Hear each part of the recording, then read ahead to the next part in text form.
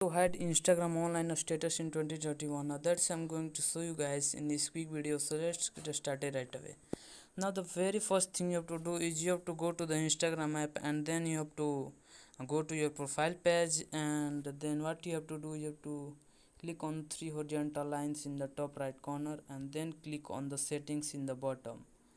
After clicking on settings, you have to click on the privacy in the middle one. When you click on the privacy, then here you can see the activity status in the interactions tab. You can see the in the interactions tab activity status.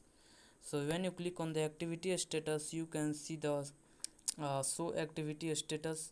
So when you enable the activity show activity status, then it will don't hide the Instagram online status. So you have to disable this, and now you have hide the Instagram online status. So that's it, that how you can turn appear offline or hide the Instagram online status. If you found this video helpful, I appreciate if you subscribe to my channel, like on this video and comment below that it works. Have a good day.